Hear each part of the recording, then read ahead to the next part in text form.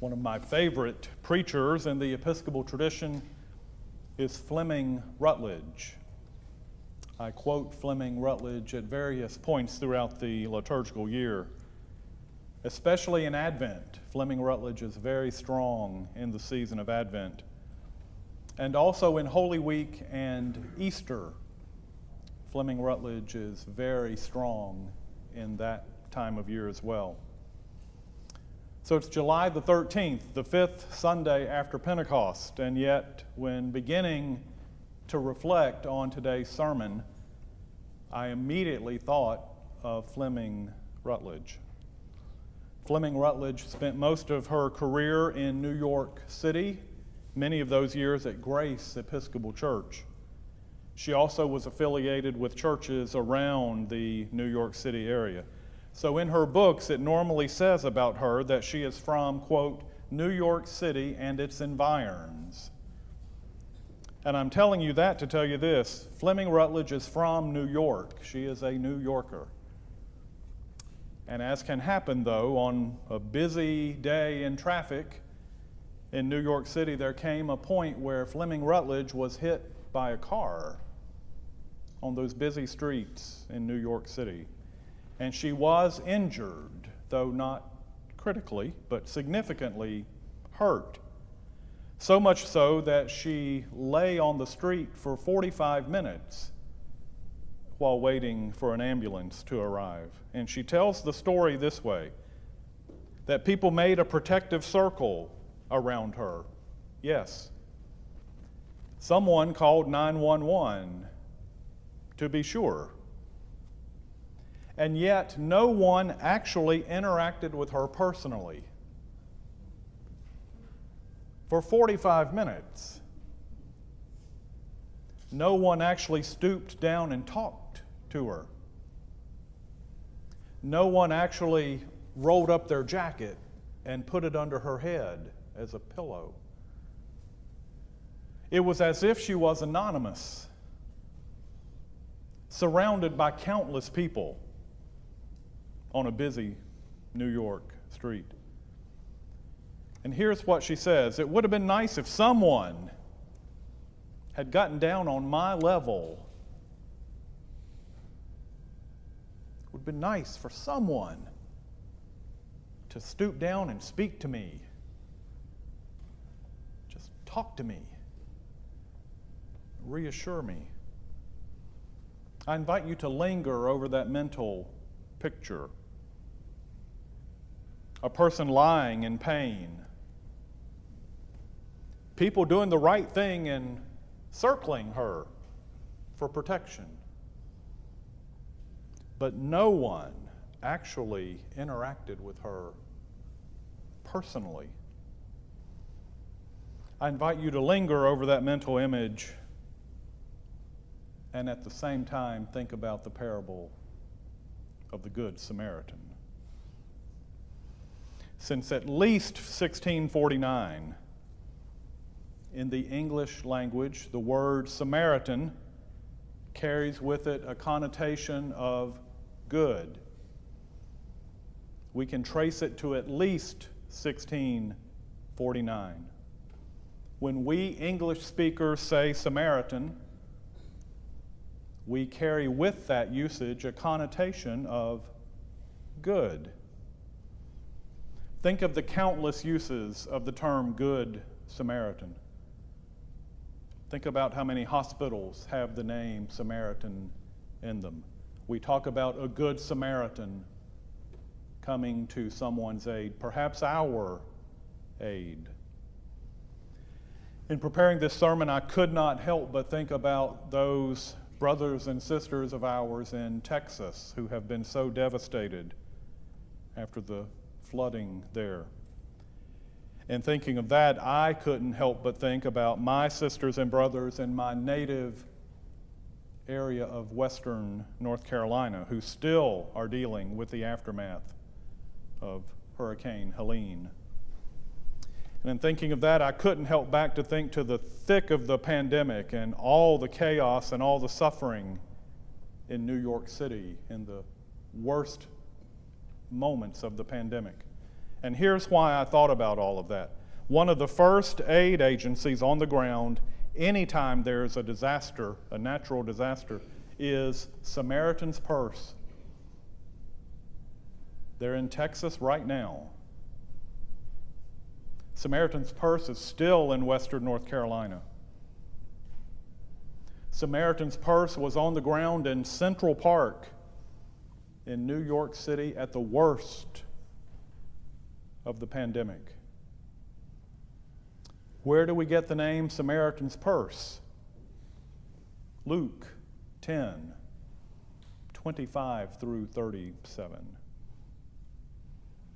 The history of Jews and Samaritans is layered and complex. Suffice it to say that over a period of hundreds of years in the biblical era, these neighbors had come to see each other as enemies. Geopolitical enemies, we would say, in our time.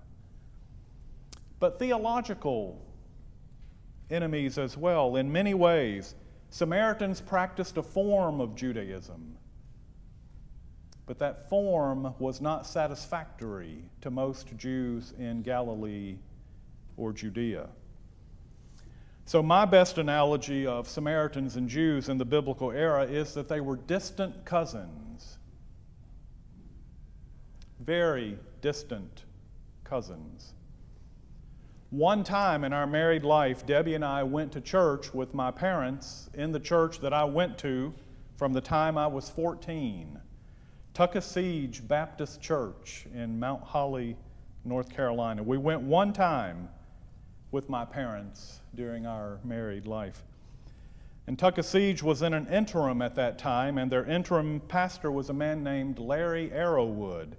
And Larry Arrowwood is a distant cousin of mine, whom I had never met. And in getting Debbie prepared for what we were about to experience at Tuckasegee Baptist Church, I said in part, the interim minister is my cousin, but it's so distant a cousin, I don't know how we're related. And that was absolutely true. I did not know exactly how we were related. That's how Jews and Samaritans were in the biblical era. So close, and yet there was such struggle between both groups. N.T. Wright puts it this way about the enmity between Jews and Samaritans in the biblical period. He says this: the people who are like us, but not quite. Right? The people who are like us, but not quite. Jews and Samaritans had come to believe in the biblical era that there was more that separated them than drew them together. Since 1649, in English, when we say good Samaritan, we think, of course, glowingly positively. But in the first century in Palestine, if you said Samaritan, Jews in Galilee or Judea would have thought bad. Their instinctive reaction to the term Samaritan would have been intensely negative. I'd like to make it clear I do not know Fleming Rutledge as much as I admire her work, but I have been in the same room with her at conferences. I've heard her speak in person. I do recognize her face, and I know her voice, having been in the same room several times. So when I picture her lying on that New York City street, I can imagine her voice as she thinks, it would be nice if someone would have gotten down with me on my level. She's saying, in effect, I wish that day I had had a good Samaritan. Jesus, just then a lawyer stood up to test Jesus. Teacher, he said, what must I do to inherit eternal life? Jesus said to him, What is written in the law? What do you read there?" He answered, "You shall love the Lord your God with all your heart and with all your soul and with all your strength and with all your mind, and your neighbor as yourself." And Jesus said to him, "You have given the right answer. Do this and you will live." And then he tells the parable of the Good Samaritan. Do this, Jesus says, and you will live. At the end of the story, Luke tells us that the lawyer asked Jesus said, "Which of these three do you think was a neighbor to the man who fell into the hands of the robbers?" And the lawyer responded, "The one who showed him mercy." Jesus said to him, "Go and do likewise." In commenting on today's gospel lesson, Fred Craddock writes, "Twice Jesus says, 'Do what you know.' It was not more information that the lawyer needed. Rather, it was action on his understanding." A beautiful observation. So thought-provoking for us when we put ourselves in the place of that person who was questioning Jesus. Twice Jesus says, "Do what you know." It was not more information that the lawyer needed. Rather, it was action on his understanding. Every Sunday, Isaac and I have a ritual since we went online during the pandemic. There comes that point after coffee hour when I give him a title for the day's sermon. And what I do normally is just go back to my notes and look for a phrase or a term, something catchy that speaks to the sermon, of course, but that might catch someone's attention online. We're going to have a little bit different ritual this week. I already know the title to this sermon. The title is Action on Our Understanding. Action on our understanding. I remember the evening I was at the YMCA here in town pedaling the stationary bike, reading a copy of Sewanee Theological Review. And I remember thinking as I pedaled the stationary bike at our local YMCA, I'll bet I'm the only person here reading the Sewanee Theological Review. I think that was a pretty safe assumption that night. And I was reading an article about the Good Samaritan. And the person who had written the article said this, "In my dotage, in my retirement," he said, "I'm going to write a book on the parable of the Good Samaritan." And he said this then, the title of the book will be "The View from the Ditch."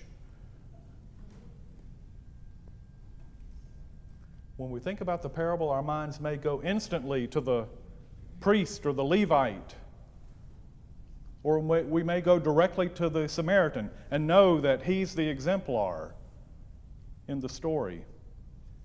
But there's a fourth main character, the victim, who's lying helpless in the ditch.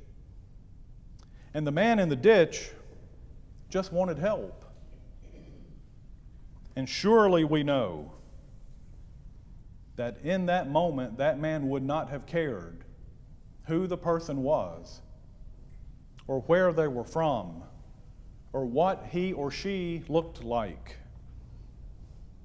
The view from the ditch was, I need help. I need a human being to see me, to show mercy and kindness. To be sure, the parable of the Good Samaritan is a call to action in practical terms. But down deep, it's also a call to reconciliation. The parable warns us clearly against prejudice, overt prejudice, and subtle forms of prejudice. The parable warns us against stereotypes. In real time, the vast majority of Jesus' hearers would have had an instantly negative reaction to the presence in the story of a Samaritan. And yet, of course, it's the Samaritan who ends up doing the right thing. Twice, Jesus says, do what you know. It was not more information that the lawyer needed. Rather, it was action on his own understanding. I'll conclude with this. In addition to Fleming Rutledge, one of the other great preachers in the Episcopal or Anglican tradition of our time is a man named Mark Oakley, who is a priest in the Church of England. Mark Oakley and I have some common interest, and we got to know each other a number of years ago. And sight unseen, he had never met us before, Mark Oakley invited Debbie and me to his rooms in the canonry of St. Paul's Cathedral in the heart of London. He served us tea and biscuits, we remember very fondly. A couple of years later, we connected again with Mark Oakley, this time in his rooms at St. John's College, Cambridge. This time it was one of those cold, wet English days. And again, tea and biscuits were offered, and it was a lovely afternoon that we spent with Mark Oakley. Now he's Dean of Southwark Cathedral on the south side of the Thames in London. Mark Oakley will show up in any search you do. If you Google preaching in the Church of England, Mark Oakley's name will pop up instantly. In thinking about today's sermon, I thought to myself, I'll bet Mark Oakley has preached on the Good Samaritan. I happen to have a book of his that he very kindly inscribed one day. It's a beautiful inscription. I won't read it to you, but I'll save this in a fire if I get the chance. The inscription speaks to the friendship that he and I enjoy. The sermon I'm referring to was given not in a church, but at a school in England, a place called Highgate School. I just want to read to you one paragraph from that sermon. The paragraph speaks beautifully to the parable's call for reconciliation. It's just one paragraph, but I'll read it slowly. I'd like to end with a story in tribute to those 176 former pupils of Highgate School who were killed in World War II, whose end in Europe we also remember 70 years ago this year. I was brought up by my grandparents. As a boy, I knew my grandfather had flown in the Royal Air Force, and he was a bit of a hero to me. But he never spoke about his experiences, except one day mentioning Dresden and weeping. I didn't understand then, but I do now.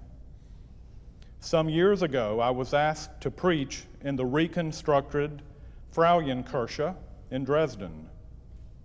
My grandfather was very much in my mind. On the way to the train station at the end of my visit, the taxi driver asked me why I was in Dresden, and I told him I had always wanted to come. Why? He asked. I took a deep breath.